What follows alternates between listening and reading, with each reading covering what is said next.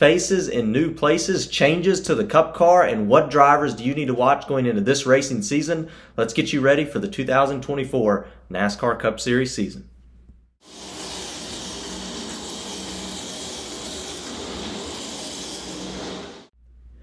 Hello everybody, welcome to Dirty Air. I'm your host Alex Lambert, and let's talk about the 2024 NASCAR season, everything you need to know as a fan going into this next racing season. We're now just 7 days away from the 2024 Daytona 500. Next week is Speed Weeks with qualifying Wednesday, duels on Thursday, and the main event, the Daytona 500 on Sunday to kick off the NASCAR season, the 76th NASCAR season. It should be exciting. Ryan Blaney, defending champ, who can win the championship this year. We have some big name drivers to talk about. And the first thing we need to talk about are changes to the race car themselves. Ford and Toyota have new body styles going into the 2024 season. It looks like some of these body styles could help with plate racing tracks such as Daytona, Talladega, now Atlanta. You know, those tracks, two of those now are in the playoffs. Atlanta opens the playoffs up. Talladega's in the following round of the playoffs. You have the Daytona 500 to start the year out, which is the biggest race of the season. That is a way to advance your team. We've seen in the past how that winning that race can excel a team to greater things in the future. Michael McDowell, Ricky Stenhouse Jr.,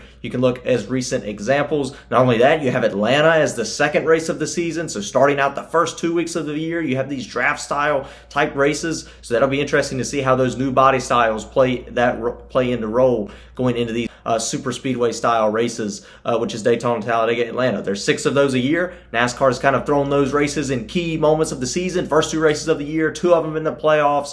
Big deal now for teams. They're going to have to step up and start running well at those racetracks. It's no longer a luck factor at those tracks. You can't go into that race thinking, well, I might get lucky and do good, or I might not get lucky and not do good. You have to be prepared to run well and try and put a lot more effort into those races now with where they're at in the schedule, with where NASCAR's put them at in the schedule than you had to previously. You can complain about them all day. You can talk about if they should be in that part of the schedule. We can argue about that all day long. But the matter of the fact is the schedule is set and you have to work with it and make the best of what you have.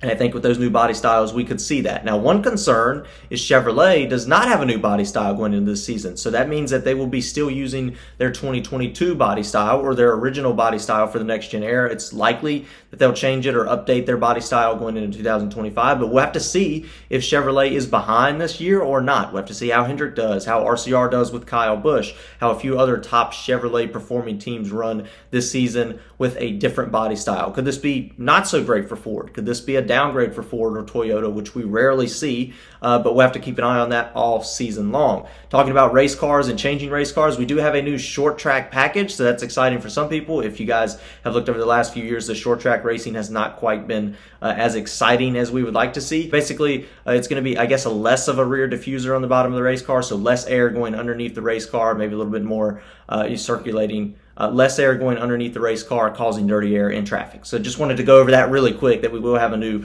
short track package. The first race that package will be used at will be Phoenix, Avondale, Arizona on March the 10th, I believe. I believe that's the 4th race of the season. But let's get to the big thing. Let's talk about driver changes moving into 2024. If you haven't paid too much attention to NASCAR in the offseason or last season or so, Kevin Harvick, big name driver, Kevin Harvick is no longer driving the number 4 car. He's moving to the Fox Sports booth, so you will see him on the broadcast this week or next weekend for the Daytona 500 throughout the entire Fox Sports portion of the NASCAR season. So no more Kevin Harvick at Stewart-Haas Racing. Who took his place? Josh Berry. I talked about him in a video previously. So Josh Berry will now be a rookie. He ran a few races last year for Hendrick Motorsports, a few other drivers. He was a great fill-in driver, had great results, finished second at Richmond, was in contention for the win at Richmond. So we want to keep an eye out for Josh Berry as a rookie moving into this next NASCAR Cup Series season. Noah Gragson will be filling in the 10 car for Eric Almirola, another Stewart-Haas Racing driver. Remember, Noah Gragson had a really rough rookie season last season. We'll see if he can do something better over at the 10 car in a different environment, different atmosphere, different culture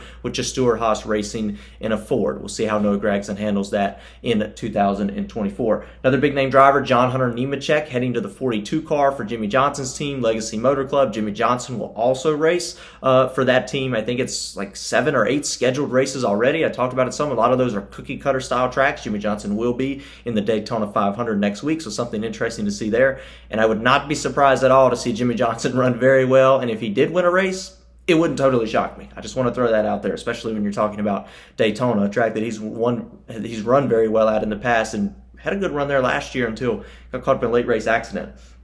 Carson Hocevar is also going to be a rookie, driving the number 77 for Spire Motorsports. He's taking Ty Dillon's spot. It'll be interesting because Carson Hocevar run a few cars. I think he run a Spire Motorsports car last year, filling in for Corey LaJoie, and had a very successful race. I want to say he run in the top 20, top 15 for majority of the day. Had a brake rotor fail. So it'll be interesting to see if Carson Hocevar can excel Spire Motorsports. I think that's kind of a steal for Spire Motorsports to get a driver of that caliber that seems to have a lot of raw talent, run well in the trucks, run very well in some Xfinity races. Should be interesting to see what this Cup Series rookie can do after having a little bit of experience last year, and then of course going into the Daytona 500. We'll see how he can handle the pressure of racing on Sundays. Let's watch and keep an eye out for that 77 Spire Motorsports Chevrolet. So I do want to talk about a few drivers that I want to watch going into the 2024 NASCAR season. I want to keep it kind of short and sweet. I'm only going to mention 3 drivers going into this NASCAR season, this upcoming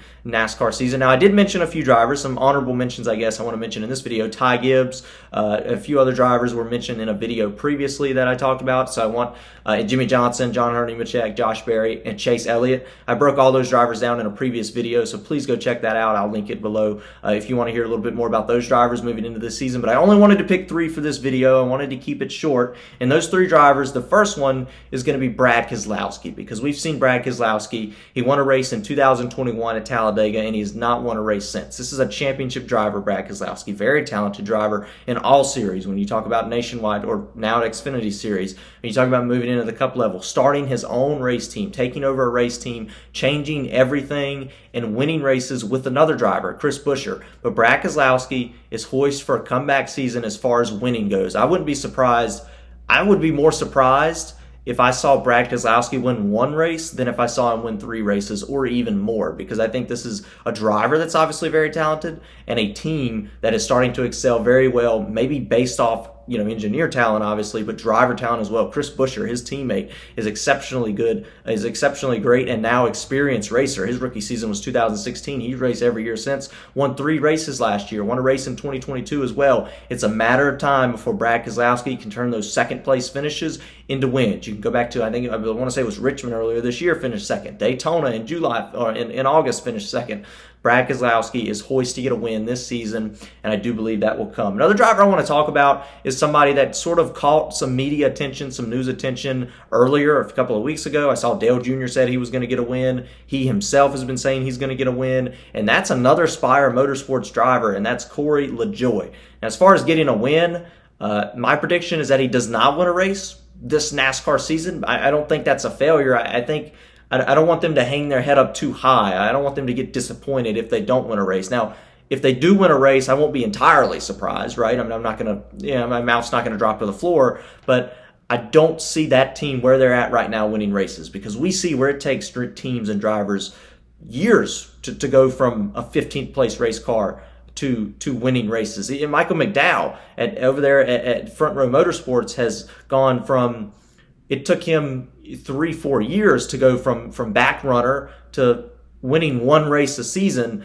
the last couple of seasons, right? So I think it takes a little bit longer than he realizes. Obviously, he could sneak up there and get a win at Atlanta. He does good at that racetrack. Maybe Daytona, something like that crazy could happen where the cars are a little more even. But I don't see Corey LaJoie just winning a race at Kansas or an intermediate style track. Maybe he proves me wrong. Maybe he goes out there and wins a race this season. I don't see it. I think if he can start getting better results, if I see Corey LaJoie top 10, some top 5s, second place even, which is way easier to do than getting a win, just saying. Second place is way different from getting up there and winning the race, right? If I could see some of those results from Corey LaJoie, I think that's a very successful season, regardless if he gets the win or not. So I don't want them to be disappointed if they don't get the win, but if we see an improvement where they start finishing top 10, top 5, top 15 way more often, that's a successful season for Spire Motorsports. Not only that, like I mentioned earlier, you have the rookie Carson Hocevar helping that team now as well, which I would say is an upgrade from Ty Dillon.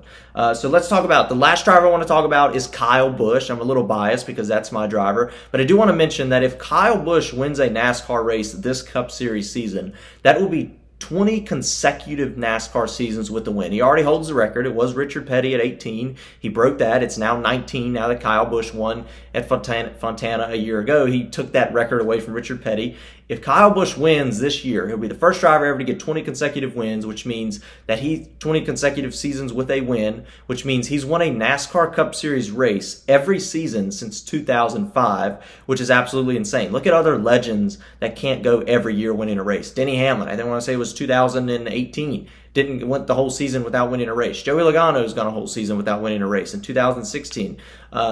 Other drivers have gone, legendary drivers have had bad seasons, have gone a year without winning a race. I want to say maybe it was Jeff Gordon in 2008 or something like that, late 2000s, where Jeff Gordon went an entire season without winning a race. It is so hard to win a race every single season. It was close in 2020 for Busch, but very impressive that he could go out there, win one race this season, and be the first driver ever to win in 20 consecutive seasons. That alone is astonishing. That is absolutely impressive. That is amazing. We'll probably never see that again. We might never see another driver do that again in NASCAR history. That's why I wanted to add him to this list, because that's something to watch for this year. That is a big deal that is not really being talked about right now. So I wanted to bring that up. But that's it. That's really some of the main things you need to know going into the 2024 NASCAR season. I'll be here all next week breaking down qualifying, the dual races on Thursday night, and of course, the Daytona 500 next Sunday. So I hope you guys enjoyed the video. Like and subscribe. If you like it, please share it. Leave a comment what you think below. Do you think Corey LaJoie gets a win? You think Kyle Busch gets that win, gets 20 consecutive seasons? What do you think Brad Kay is going to do? That's really it. Of course, let's get rowdy.